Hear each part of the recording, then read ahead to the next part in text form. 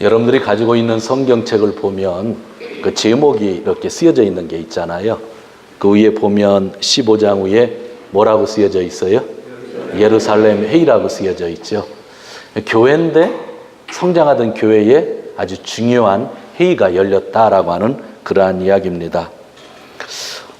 저희 교회는 사무총회가 있고, 지방에는 정기지방회가 있고, 총회, 교당 같은 데는 또 정기총회라고 하는 것이 있는데, 아주 무게가 있는 그러한 아주 교회회의, 사도와 장로회의, 교단 총회 비슷한 그러한 회의였습니다. 그 이유가 있습니다. 우리가 알고 있듯이 계속 설교해 왔지만 시리아에 안디옥이라고 하는 그러한 도시가 있었는데 그 교회에 이방인을 중심으로 아주 부흥이 있었고 또 교회는 바울과 바나바를 선교사로 파송할 수 있는 아주 능력 있는 복음적인 교회였습니다. 그런데 그 교회에 갑자기 문제가 생긴 거예요. 처음에 개척돼서 부흥이 됐고 바나바가 가서 교회를 안정시켰고 또 바울을 데려다가 더 큰 부흥이 있었고 교회는 안수하면서 성령의 음성을 듣고 선교사로까지 파송했고 1차 전도여행을 마치고 바울과 바나바가 돌아왔는데 그 성령 충만했던 교회에 갑자기 문제가 생긴 겁니다. 왜냐하면 유대에서 예수를 믿던 유대인이 안디옥 교회까지 가가지고 말을 하기 시작했는데 좀 이상한 말을 한 겁니다. 교인들은 기뻤겠죠. 왜요? 자기는 이방지역에 있는 교회인데 본부 교회의 성도들이 자기를 찾아온 거니까 너무나 좋잖아요. 근데 찾아온 사람들이 뭐라고 그랬냐면 너희가 예수님을 믿어서 구원받는 게 아니라 예수님을 믿는 건 잘했는데 한 가지 더 해야 구원받는다 그런 거예요. 그게 뭐냐면 할례를 받아야 구원받는다 한 겁니다. 그러나 그 이방 지역에 있었던 안디옥 교회의 사람들은 바나바와 바울의 설교를 들을 때에 너희가 하나님이 약속해 주신 대로 예수 그리스도를 믿기만 하면 내가 제 용서가 된다 라는 메시지를 받았고 그거를 받고 교회가 되었고 교회가 성령 충만했고 무슨 일이든지 감당하는 교회가 되었는데 갑자기 한 번도 들어보지 못한 이야기를 유대에서 온 그냥 유대교 사람이 아니라 유대에서 온 크리스찬이 예수 믿는 사람이 그 교회에 와서 너희가 예수를 믿는 거는 참 좋은 일이지만 구원받기 위해서는 할례까지 받아야 된다라고 하는 이야기를 함으로 인하여 교회에 큰 혼란이 왔다고 하는 겁니다. 예수님만 믿으면 된다고 생각했는데 유대 본부에서 온 사람들은 플러스 할례를 이야기한 거죠. 그 혼란이 있었을 때에 오늘 예루살렘에서 회의가 일어난 겁니다. 안디옥 교회에서 바나바와 바울을 또 성도 몇 명을 예루살렘으로 보내고 또 예루살렘에서 그 문제를 다루기 시작한 본문, 그것이 오늘의 본문입니다. 우리 1절을 같이 읽도록 하겠습니다. 1절. 어떤 사람들이 유대로부터 내려와서 형제들을 가르치되 너희가 모세의 법대로 할례를 받지 아니하면 능히 구원을 얻지 못하리라 하니. 유대인의 입장에서 보면 이미 태어나면서 할례를 받았기 때문에 예수님을 믿고 나서 큰 문제가 없습니다. 그러나 이방인들은 원래 할례를 받지 않았고 하나님을 몰랐었기 때문에 할례를 또 받으라고 하는 말에 당황할 수밖에 없었다고 하는 것이죠. 이 문제를 가지고 오늘 교회에서 해결이 안 되기 때문에 본부에서 총회가 열렸다고 하는 것, 예루살렘 회의가 열렸다고 하는 것이 오늘 성경의 말씀입니다. 성경적으로 보면 이 회의는요 아주 중요하고요. 우리 2000년 동안 기독교의 교리가 형성되어지는 과정 속에서 수백 년 동안 교회 회의가 얼마나 중요하게 역할을 감당했는지 우리가 잘 알고 있습니다. 성경에 나오는 회의는 오늘날 우리가 얘기하는 뭐를 할까요 말까요 자동차를 구입할까요 어떨까요 그런 회의가 아니라 성경을 지키기 위한 복음을 지키기 위한 교리를 지키기 위한 그런 회의가 대부분의 회의였다는 것, 그것이 성경에 나오는 회의들입니다. 할례가 무엇인지 아시죠? 예수님 믿은 지 오래되셨으니까요. 처음 있는 사람들 없으니까요. 할례라고 하는 것은 어린아이의 남자의 생식기죠. 그 앞에 있는 표피를 자르는 겁니다. 요즘 같은 병원에서 쉽게 잘라주기 때문에 큰 부담이 안 되지만 옛날은 그런 외과 수술을 다 집에서 그냥 아버지들이나 또 동네 제사장들이나 그런 사람들이 했던 것이죠. 그런데 8일 만에 태어나서 할례를 받아야 된다고 그랬습니다. 할례는 구약 성경을 읽으면 하나님이 아브라함에게 할례를 받아야 된다고 말씀해 주셨죠. 그리고 아브라함은 99세에 할례를 받고 아브라함의 이후의 세대들은 어때요? 태어나면서 8일 만에 할례를 받았던 것입니다. 하나님이 창세기를 보면 왜 할례를 받으라고 했냐면 아주 강조하셨는데 너희가 나의 백성이라고 하는 것, 너희가 내 언약을 지킨다고 하는 백성이라는 것을 내 몸에 표로 달고 다니라는 의미에서 할례를 받으라고 한 거죠. 그러니까 할례를 받음으로 인하여 내가 내 백성이 된 게 아니라 내 백성인데 내 백성이라는 걸 구별하고 싶다고 하는 거죠. 그래서 너희 몸에 뭐를 받으라고요? 할례를 받으라라고 하는 거죠. 그러니까 구원받기 위해서 할례를 받은 것이 아니라 이미 하나님의 언약 속에 있기 때문에 나는 크리스찬입니다. 나는 하나님을 믿는 사람입니다라고 하는 언약의 표, 그것이 할례였다고 하는 것입니다. 그런데 이 유대인들이 이것을 예수님 당시, 지금 이 회의가 있는 그 당시까지 지켜왔죠. 한 2000년 동안. 지금도 유대인들이 할례를 받는다고 하면 몇 년 동안 지켜오는 걸까요? 4000년 동안. 아주 엄청난 전통이 이 안에 있는 겁니다. 그런데 어느 날 안디옥 교회에 온 사람들이 너희가 아무리 예수를 믿어도 우리 유대인들처럼 할례를 받지 않으면 구원받을 수 없다고 하는 겁니다. 예수님을 믿지 않는 사람들이 이야기를 하면 쳐라 그러면 됩니다. 그런데 예수님을 믿는 사람들이 이야기를 하다 보니까 교회에 혼란이 온 거죠. 여러분도 그러지 않으세요? 세상에 있는 사람들이 어떤 이야기, 신앙적인 얘기를 해도 전혀 우리가 혼란을 겪지 않죠. 신앙적인 것에 있어서는, 영적인 것에 있어서는. 그런데 교인 중에, 선배 중에, 성경을 잘 아는 사람 중에 여러분들에게 무슨 이야기를 하면 좀 틀려도 어떻게 돼요? 이상하게 되는 거고 혼란을 겪게 되는 거죠. 안디오키아에 있는 사람들보다 유대에서 온 사람들이 성경적인 지식이 더 많을까요? 적을까요? 많잖아요. 그리고 예수님도 더 오래 믿었잖아요. 그 사람들이 얘기하는 것이다 보니까 교회에 혼란이 왔다고 하는 그런 이야기입니다. 시리아의 안디옥 교회의 사람들은 예수 한 분만으로 충분하다는 이야기를 듣고 공동체 안에 있게 되었습니다. 그리고 예수만으로 충분하다고 하는 고백과 회개의 삶을 살았기 때문에 그들은 이 말을 용납할 수가 없었죠. 여러분, 안디옥 교회 사람들이 얼마나 예수님을 강조했는지 아세요? 바울과 바나바가 오직 예수를 증거했겠죠. 그들도 예수님만으로 제사함을 받고 예수님을 믿음으로 인하여 구원받는다는 걸 믿었겠죠. 그들의 삶이 오직 예수 예수 하니까 그 동네 사람들이 안디옥 교회 교인들을 뭐라고 불렀다고요? 그리스도인이라 불렀다고 11장 26절에 나왔죠. 그러니까 크리스천이란 말이 그 교회에서 나온 말이에요. 그 말은 자기들이 나는 크리스찬이라 한 게 아니라 주위에 있는 사람들이 안디옥 교회 사람들을 향하여 크리스찬이라고 불렀다는 거예요. 왜 불렀을까요? 그냥 오직 누구만 얘기했으니까?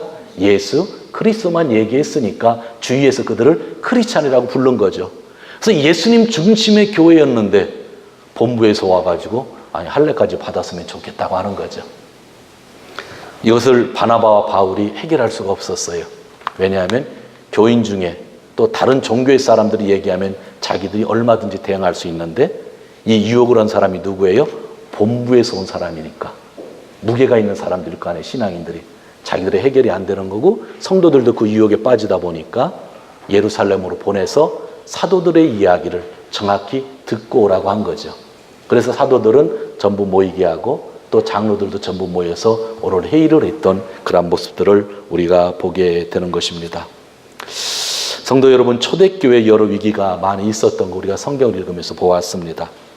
그런데 선교적 문제에 있어서 정말 큰 문제입니다. 오늘 문제는 복음 선교에 있어서 잘 해결해야만 하는 문제입니다. 복음의 내용은 단순히 내 목숨을 바친다고 해결될 문제가 아닙니다. 이 문제를 잘못 다루면 기독교는 존재할 수도 없는 그러한 종교가 되기 때문입니다. 저희는 늘 그렇게 생각하고 있죠. 교회의 적은요, 다른 종교가 아니에요. 전 다른 종교 사람들을 전혀 신경 안 쓰거든요. 불교든 신도든 이슬람이든 힌두교든 그렇게 신경 써본 적이 별로 없어요. 정말 교회의 적은 기독교를 인정하면서 교회 안에 머물면서 하나님을 주인으로 섬기지 않고 예수 그리스도 이외의 길도 있다고 하고 그리고 성령이 하신 일을 부정한다면 그것이 교회의 적이 아닐까요?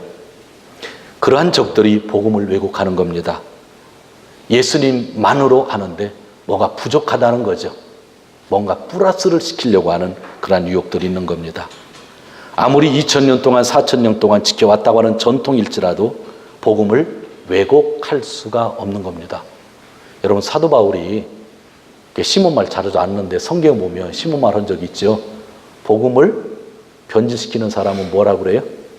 그냥 이 세상에서 그냥 사라져버렸으면 좋겠다는 그런 얘기를 할 정도로 이 복음의 내용만큼은 절대로 양보하지 않았습니다. 5절을 한번 보시기를 바랍니다. 5절 같이 읽겠습니다.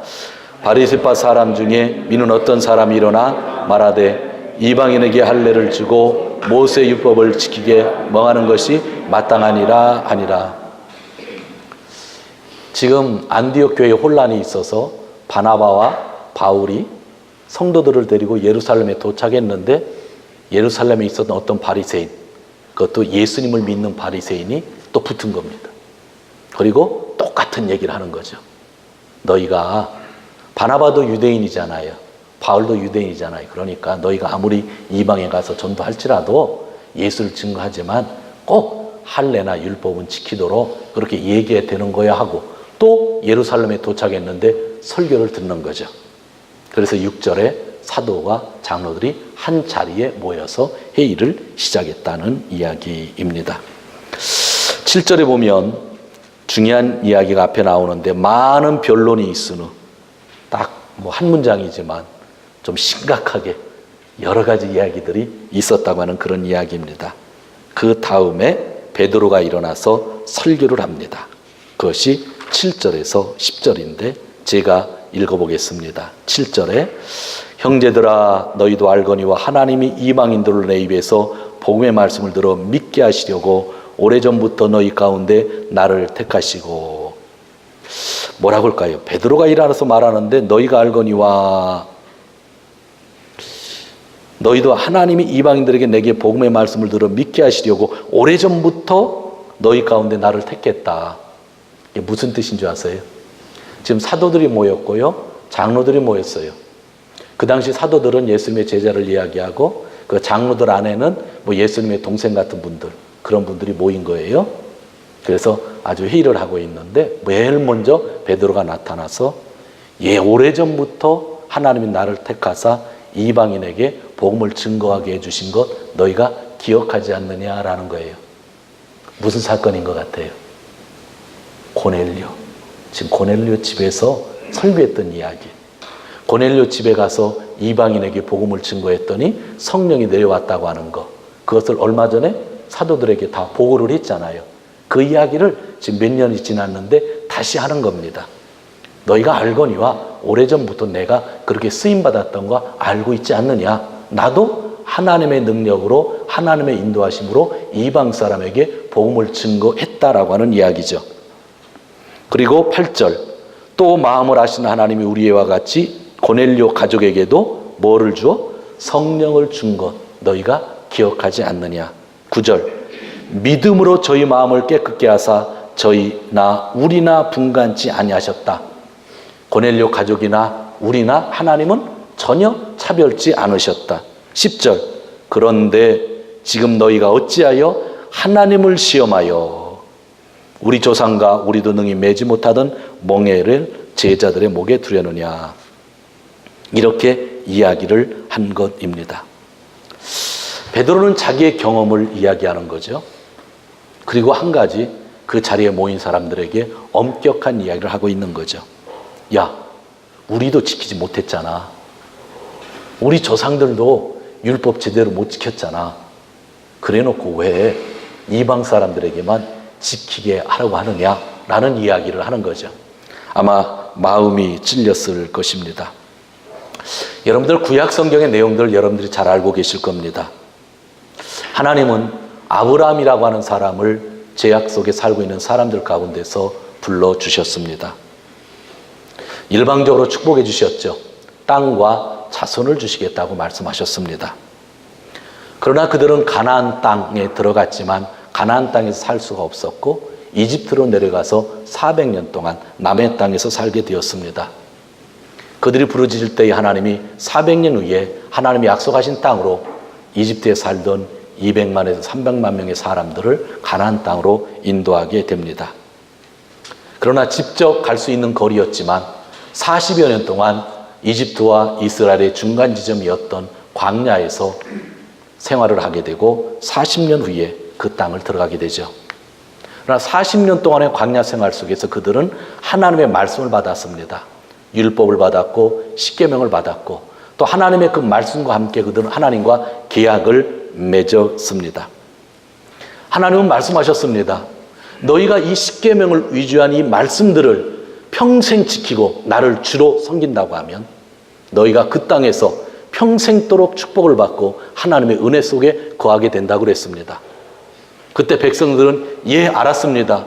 우리가 그 하나님의 말씀을 지키겠습니다. 약속을 하고 하나님과 백성들 사이에 계약이 성립됐습니다. 그리고 그들은 그 계약 백성으로서 가나안 땅에 들어가서 살게 되었죠. 처음에는 좋았지만 그들은 좀 지나서 하나님을 버리게 되었고 바알을 섬기고 또 아세라를 섬기게 되었고 그 가나안 땅에 있는 신들을 섬기고 우상들을 만들기 시작했습니다. 그래도 하나님은 하나님이 언약을 맺으셨기 때문에 언약을 깨기 싫어서 많은 사람들을 보내주셨는데 그것이 예언자들입니다.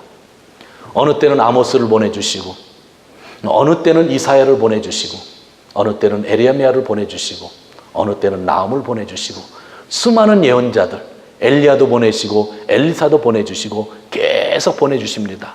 그리고 너희가 하나님과 약속한 것을 깨지 말라. 너희가 이 땅에서 살게 되는 것은 하나님이 약속하신 것을 지켜주시기 때문이니까 절대로 우상을 섬기면 안 된다. 율법의 말씀을 지켜야 된다 했음에도 불구하고 백성들이 예언자들을 잡아 죽이고 자기들은 바알과 아세라를 계속 섬기게 되었죠.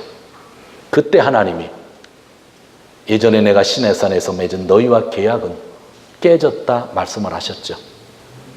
그러니까 그들은 바벨론으로 포로로 끌려가게 되고 아시리아로 포로로 끌려가게 된 거죠.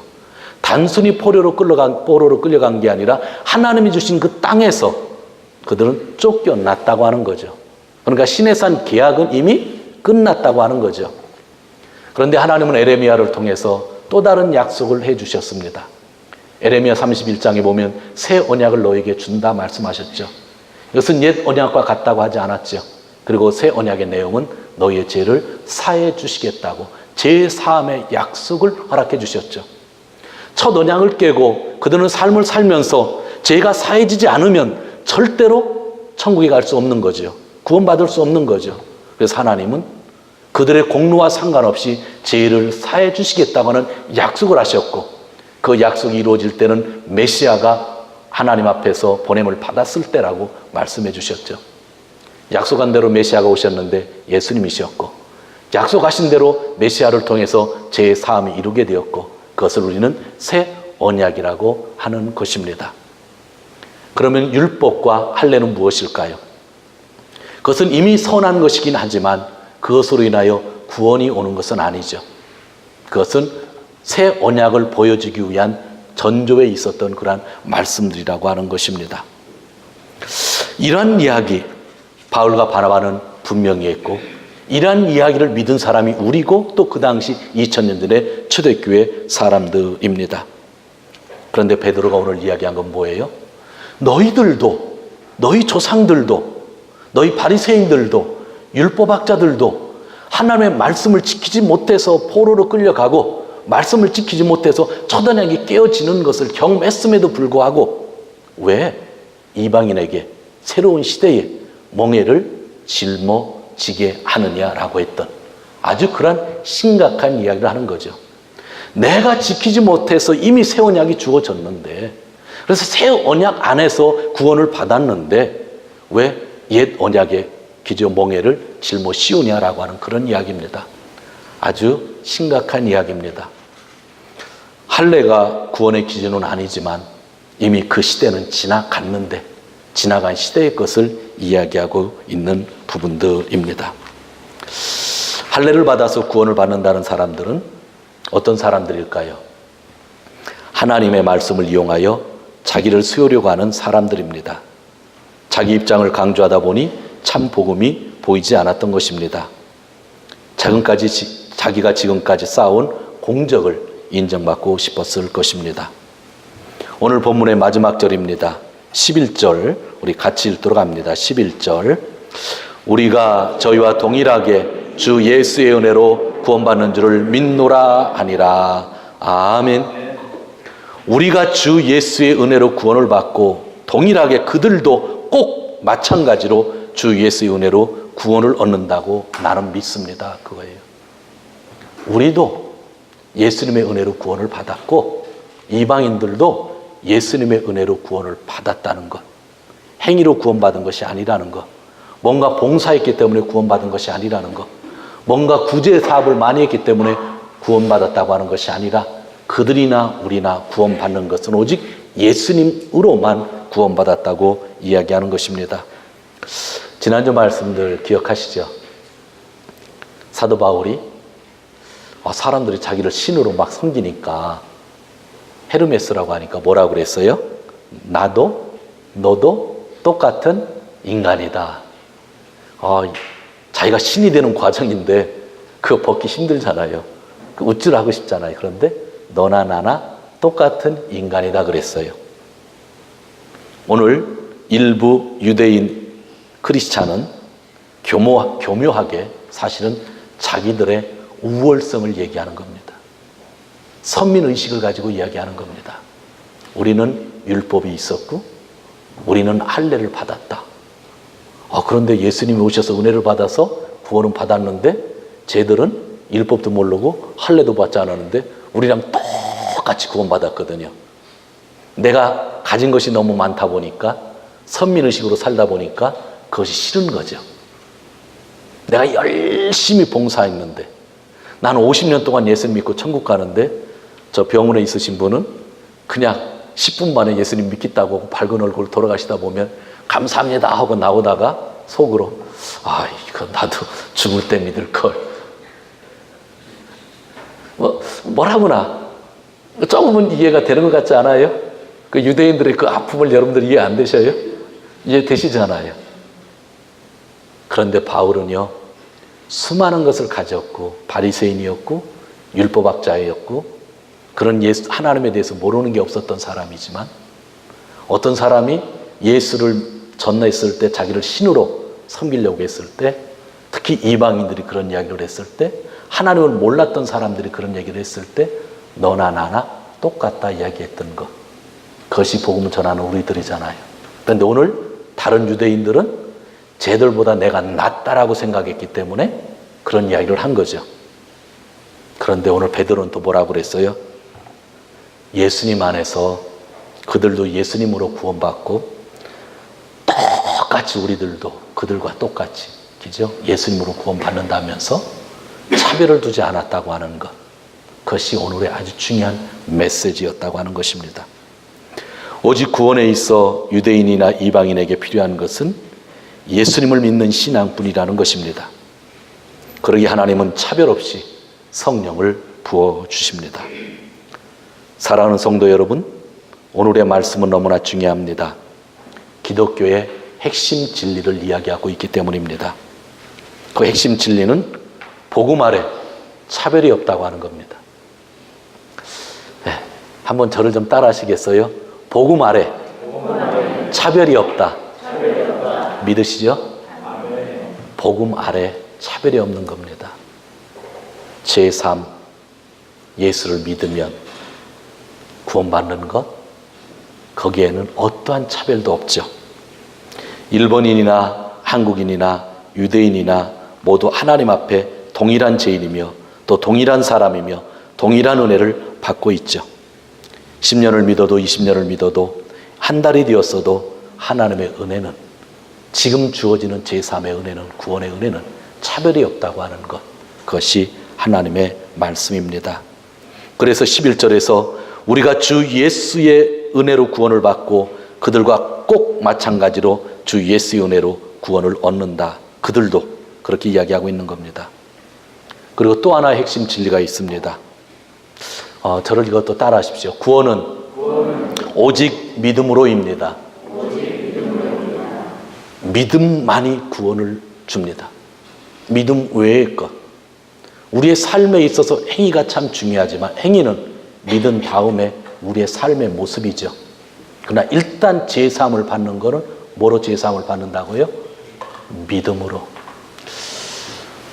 여러분들이 이걸 참 믿기 힘들어 하시더라고요. 처음 예수 믿는 사람들이 참 믿기 힘들어하는 일인데, 제가 작년에도 예화를 하나 한 적이 있었죠. 어떤 사람이, 어느 김 집사님이라는 분이 저한테 10만 엔을 빌려달라고 왔습니다. 제가 돈은 없었는데 이렇게 돌려서 한 달은 여유가 있는 돈이 있어서 10만 엔을 빌려주면서 그 김 집사님에게 한 달 후에 갚으세요 그랬습니다. 근데 한 달이 되었는데 그 김 집사님이 돈이 없다고 좀 힘듭니다 라고 이야기를 했습니다. 근데 저는 그것을 반드시 필요하거든요. 또 큰일 나거든요. 좀 갚아달라고 했는데 그게 잘 안 되나 봐요. 집에 가서 고민을 하고 있는데 그 남편 집사님께서 그것을 보시고 당신 왜 이렇게 걱정되느냐고 물었대요. 그랬더니 사실은 목사님한테 필요해서 10만 엔을 빌렸는데 한 달이 됐는데 갚을 수가 없다고 그랬대요. 남편 집사님한테 혼났겠죠. 남편 집사님이 이제 김이라고 했으니까 박이라고 하면 되겠네. 박 집사님이 되게 빌려도 그 어떻게 목사님한테 빌리냐.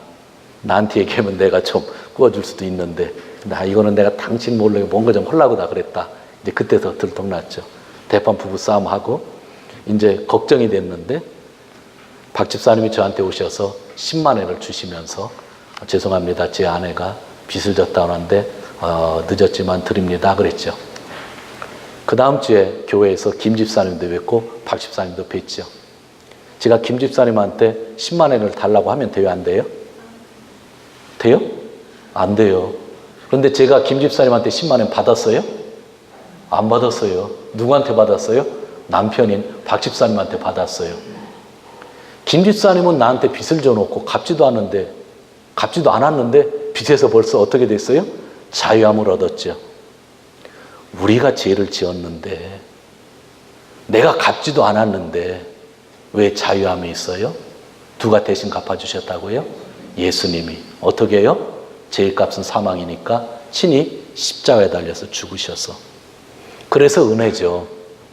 김 집사님이 그 뒤에는 박 집사님한테 잘했을까요? 못했을까요? 다 잘했겠죠. 역시 우리 남편밖에 없다고 그렇게 이야기했겠죠.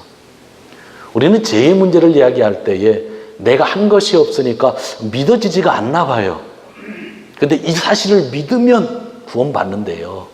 이걸 믿으면 제사함을 얻는데요. 그 믿고 제사함을 받았으니까 우리처럼 지금 이렇게 예배를 드리는 거잖아요.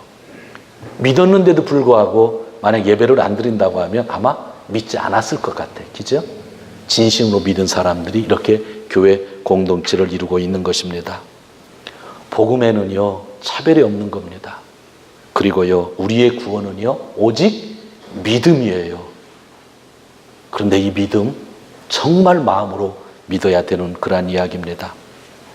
구원을 얻는데 그 누구도 그 어떤 행위를 이야기할 수 없습니다. 우리는 은혜로 태어나 은혜로 살며 은혜로 천국에 들어가는 것입니다. 여러분이 교회에 들어와 예수를 믿는 데에는 그 어떤 장애물도 없습니다. 예수 그리스도를 통한 제 용서와 그로 인한 영원한 생명을 믿기만 하시면 됩니다. 예수님의 십자가와 부활을 믿기만 합니다. 저는요, 목사가 되기 위해서요, 또 목회를 하기 위해서 신학을 공부했잖아요. 여러분들 중에 대학을 공부하면서 취직하신 분이 그 학문이 취직한 거 연관되는 분도 있지만 연관되지 않는 분도 있을 거예요. 근데 저는요, 10년을 공부했는데요, 전부 연관되는 것만 했어요. 꽤 많이 했더라고요. 근데 별로 기억에 남는 건 없어요. 그리고 목사 안수도 일찍 받아서요, 안수 받은 지 벌써 24년이 넘었어요. 되게 많이 갔죠. 그런데요, 제가 구원받은 거는요, 아무것도 아니에요. 그런 게 아무것도 아니라고요. 예수님 믿었기 때문에 구원받은 거예요. 신학 공부하기 전에, 안수 받기 전에 예수님 믿었거든요. 그때 전 구원을 받은 거예요. 그래서 구원 받았기 때문에 신학을 공부하고 싶었고요. 구원 받았기 때문에 목사가 되어서 교회를 하고 싶었던 거예요. 그러나 구원에 있어서는 그 어떤 것도 플러스 할 수 없다고 하는 것. 하나님이 율법을 주셨잖아요. 할례도 하나님이 주신 거잖아요. 그런데도 불구하고 그것은 구원과 상관없다고 성경에서 이야기하고 있는 겁니다. 우리는 가끔 하나님이 그렇게 말씀하셨고 하나님이 주신 것이기 때문에 필요하다고 하는 이야기를 합니다. 그러나 내용이 잘 따라야 되는 것 우리가 알고 있습니다. 현대를 살아가는 사람들은 절대적인 것을 인정하지 않으려는 경향이 아주 강합니다. 모든 것을 상대적으로 봅니다. 그래서 진리의 문제에 있어서도 나도 옳고 너도 옳다고 합니다. 그러나 성경은 복음 아래 차별은 없지만 오직 진리는 하나뿐이라고 강조를 합니다. 하나님 한 분 외에는 창조주가 없습니다. 예수님 한 분 외에는 죄를 사해줄 구세주가 없습니다. 성령님 한 분 외에는 이 세상을 움직이시는 분이 있을 수 없습니다. 구원이라고 하는 테마는 이 세상 모든 사람들의 관심사일 것입니다. 불교, 힌두교, 이슬람도 구원에 관심을 가집니다. 무종교적 사고를 가지고 있는 사람들도 구원 문제에 대해서는 민감합니다. 가끔 텔레비를 켜면 연예인들이나 유명했던 사람이 이렇게 돌아가시면 그 장례식 장면도 보여주고 사람들의 인터뷰를 따는데 많은 사람들이 그렇게 이야기하죠. 천국에 갔었으면 좋겠습니다 라고 이야기하죠. 예수를 믿지 않는 사람들도 모두 천국 같다고 생각을 하는 종교적 경향이 있습니다. 또 죽으면 누구든지 부처가 된다고 하는 사람들이 우리의 주위에 너무나 많이 있습니다. 이러한 사실은 구원이라는 문제는 모든 인간들이 가지고 있는 궁극적인 질문이라는 것입니다. 그러나 구원에 대한 관심이 아무리 많이 있어도 구원의 길은 하나밖에 없다고 하는 것이 성경이 이야기합니다. 오늘 성경의 회의에서 분명해진 것은 예수님만으로 이야기하니 유대인들은 자기들이 지켜왔던 율법 또 할례라는 것을 이야기하면서 예수님 플러스 할례를 이야기했던 겁니다. 저도 그렇고 여러분들도 그렇고 그 어떤 누구도 제3의 문제에 있어서 우리의 구원받는 문제에 있어서 예수님 플러스 알파는 없다고 하는 것, 이것을 단호하게 우리가 거절해야 된다고 하는 것, 그것이 오늘 성경이 우리에게 주는 것입니다. 할례 율법 너무나 좋은 것입니다.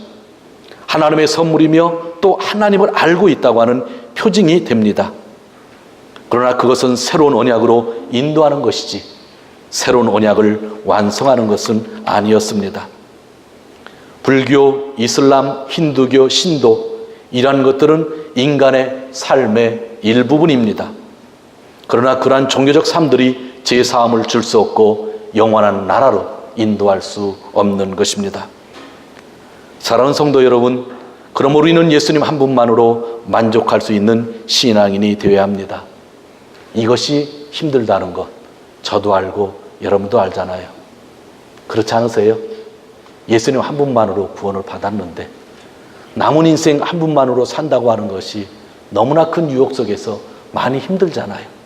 그것 때문에 깔아지고 너무나 힘들잖아요. 여기 있는 여러분들 뿐만 아니라 목사인 저까지도 알고 있음에도 불구하고 예수님 한 분만으로라고 하는 실천이 얼마나 힘든지 잘 알고 있습니다. 그럼에도 저는 저와 여러분에게 말씀을 증거하고 있습니다. 예수님 한 분만으로 우리가 만족하지 못하면 우리는 교회 안에 있어도 불행하다고 느끼게 될 것입니다. 예수님 한 분만을 만족하면 마음에 평안이 옵니다. 그러나 그 예수님 한 분만으로 만족하지 못하면 삶이 불행하다 하는 생각을 가지게 되는 거죠. 예수님만으로 만족하지 못하니 유명한 목사, 여러 능력이 있다고 하는 사람들을 바라보다가 실족하는 것입니다. 어느 때는 취미와 쾌락을 예배보다 더 중요시하게 됩니다. 그것이 우리의 불행의 시작이 되는 것입니다. 교회 공동체에서 신앙생활을 하게 되면 봉사를 하게 됩니다. 그러나 여러분의 봉사로 공적을 쌓을 수는 없는 것입니다. 오직 우리는 그 은혜를 기억하고 예배하고 그 은혜를 증거하기 위해 선교할 뿐입니다. 그리고 말씀에 기초된 예배, 말씀에 기초된 선교를 하기 위하여 양육과 훈련 즉 교육을 받는 것입니다. 성도 여러분, 오늘 말씀을 정리합니다. 복음 아래 차별이 없습니다. 그 복음은 믿음으로 우리에게 열매를 맺게 해줍니다.